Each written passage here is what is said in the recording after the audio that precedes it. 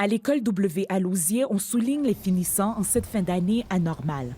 Une collation des grades s'organise. On fait notre possible pour rendre la chose la plus normale ou dans les circonstances.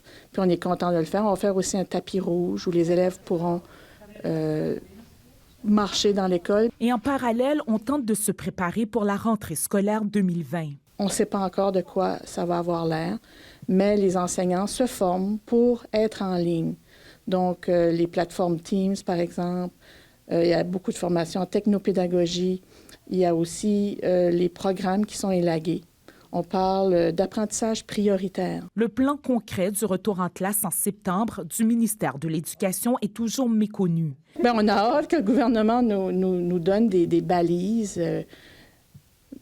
Mais on comprend aussi que dans la situation actuelle, c'est toujours changeant d'une semaine à l'autre, d'un mois à l'autre. Les enseignants suivent pour l'instant des formations pour affronter toute éventualité.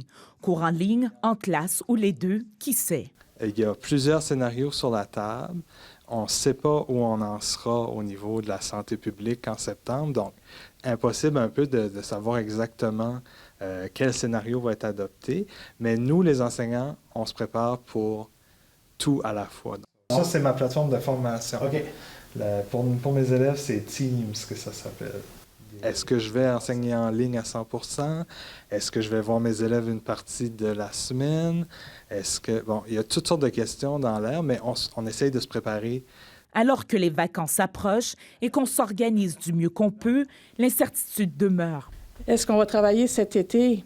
Vous savez, nous, on travaille pour 195 jours par année. C'est sûr que comme direction d'école, on est toujours demandé avec des tâches connexes. À quel point on va nous demander de travailler, on ne sait pas. En attendant les réponses sur la rentrée, le personnel garde tout de même le moral.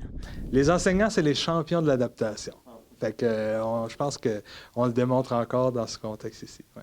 Ici Wiltinette Paul, Radio-Canada, Moncton.